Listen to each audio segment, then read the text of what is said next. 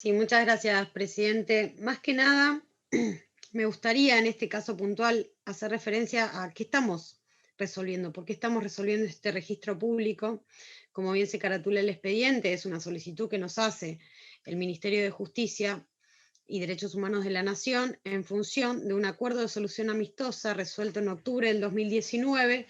en el marco del Comité CEDAW, que es el Comité contra toda forma de discriminación contra la mujer, por el caso de Olga del Rosario Díaz.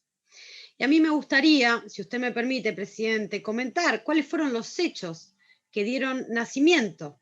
a esta controversia y a este acuerdo que termina suscribiendo el Estado argentino, reconociendo su responsabilidad en la inobservancia de un servicio de justicia a tiempo y acorde a las demandas de la víctima en este caso concreto. ¿Y por qué quiero leer esto, presidente? Porque Olga Díaz hay un montón, hay muchísimas, y casi todos los casos que tienen que ver con femicidios arrastran, arrastran detrás de ellos procesos judiciales mal abordados, en inobservancia de la perspectiva de género, o incluso por directamente en negación de justicia. Entonces, muchas veces este caso puntual, si bien Olga Díaz fue apuñalada por su expareja, por el padre de sus hijos y sus hijas, no llegó a asesinarla, no llegó a ser un femicidio, pero fue un intento de femicidio. Y por eso también es un emblema, ¿no? Porque fue una mujer que pudo sobrevivir a un femicidio y que hoy nos está obligando al Estado argentino a realizar este tipo de modificaciones institucionales tan importantes. Por ejemplo, ella comienza a sufrir, ella y toda su familia, porque no solamente era violencia de género, sino además violencia intrafamiliar, comienza a sufrir estos hechos de violencia en el año 2002. Denuncia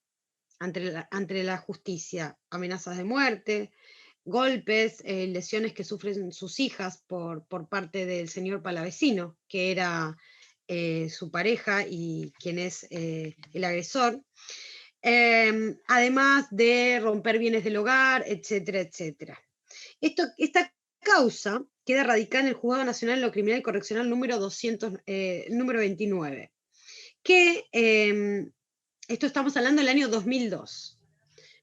Se mantiene en expediente reservado, sin actuaciones, hasta el año 2017, del año 2002 al año 2017, pasaron 15 años, donde Palavecino es sobreseído y además se declara la extinción por prescripción de la acción penal. En paralelo de eso, paralelo de esa causa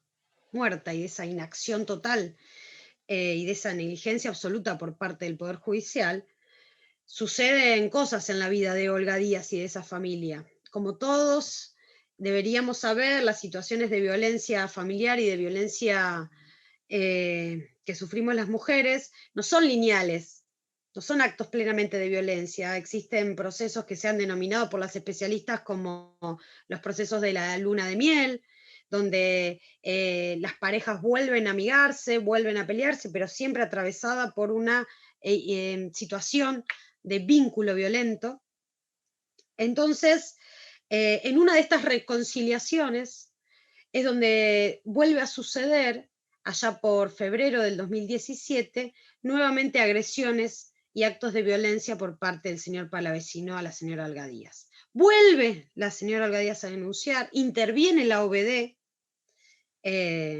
se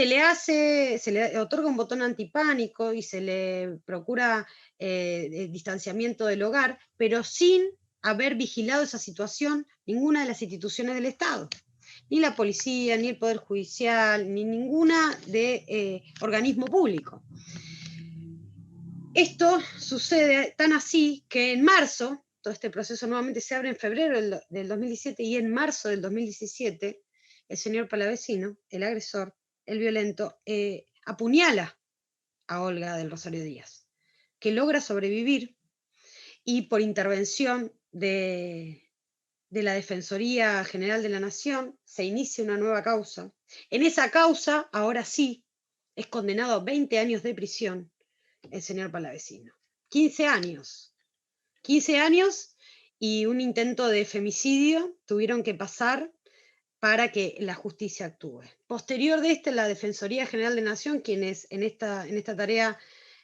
han sido protagonistas y han impulsado que este acuerdo de solución amistosa se lleve adelante, hace la denuncia ante la CEDAW, el comité interviene y se hace este acuerdo. Entre los puntos de este acuerdo se encuentra esto que estamos votando hoy, que es la creación de este registro, que es medio largo el título, pero lo voy a decir: Registro Público de Denuncias presentadas contra magistrados y magistradas por situaciones vinculadas a la violencia de género. Así literal lo establece la parte resolutiva concreta del acuerdo amistoso, además de otras cuestiones que estuvieron muy vinculadas a lo que la consejera Camaño enumeró al comienzo de este plenario, porque también nos mandaba a hacer acciones positivas para la participación de mujeres en los concursos y para la perspectiva de género en los concursos, así que eso estuvo saldado. De hecho, con la consejera Camaño hemos participado en diciembre del año pasado en una reunión tanto con el Ministerio de Justicia como con la Defensoría General de la Nación, para que rindamos cuentas de qué es lo que se estaba realizando, y bueno, esto todavía nos quedaba pendiente. Lo demás se había saldado o se está saldando con los cambios que ya se habían realizado en años anteriores.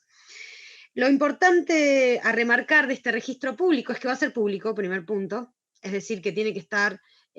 colgado de la página del Consejo de la Magistratura y de los medios de comunicación, accesibles a cualquier persona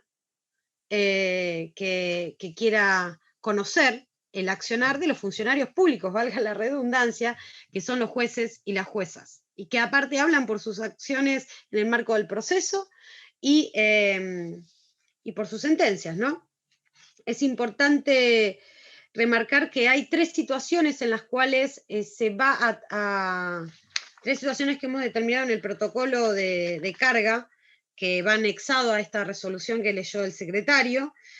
y esas situaciones vinculadas a violencia de género son: primero, la vulneración y o afectación de derechos por actos discriminatorios; dos, la inobservancia manifiesta en la normativa nacional e internacional en materia de género en el dictado de los actos procesales; y tres, la obstaculización mediante el retardo o impedimento en el acceso a la justicia, tratando un poco así de abarcar el abanico que lo que entendemos configuran situaciones vinculadas a violencia de género. Se ha determinado que este registro tenga distintas instancias de carga de las distintas situaciones dentro del proceso, porque también lo que nos mandaba hacer este acuerdo de solución amistosa era comunicar qué está haciendo el Consejo de la Magistratura al respecto. Por ello determinamos que se carguen las denuncias cuando son notificadas por artículo 11 como un primer aspecto. Luego, en un apartado, una solapa aparte, se carguen si fue sancionado o sancionada por estas denuncias. Luego, si se abrió el procedimiento ante el jurado de enjuiciamiento, y luego si efectivamente tuvo alguna remoción por parte del jurado de enjuiciamiento. Lo que yo resalto de este proyecto, y no quiero ahondar, pero además hemos hecho un equilibrio con garantizar o mantener y garantizar las garantías, valga la redundancia, de los derechos de toda persona denunciada, pero así nos manda a crear este registro, y el debido proceso que se lleva adelante en la Comisión de Disciplina y Acusación. Por eso es que es la Comisión de Disciplina y Acusación quien va a resolver la incorporación al registro y luego comunicada al Pleno. Lo importante de que se conozca el actuar de los magistrados y magistradas en esta materia tiene además que ver también con corregir conductas. No solamente acá estamos diciendo, bueno, esto es lo que hay en materia de denuncias, estos son los jueces denunciados, búsquenlo, fíjense, están acá en este registro que va a ser público, sino además también lo que intentamos con toda esta batería de medidas es corregir conductas para que esas conductas se ajusten precisamente a los principios de no discriminación y de igualdad. Y aparte de protección a las víctimas. fundamentalmente de protección a las víctimas. Sin más que agregar, consejero, creo que estamos cumpliendo con una manda del Estado argentino en un acuerdo de solución amistosa que es internacional, que tiene garantía constitucional, que ha sido incorporado al plexo normativo en el artículo 75, inciso 22, y que bueno, que esperemos que esto sirva para seguir estando a la altura de las circunstancias, lo que nos demanda la sociedad toda.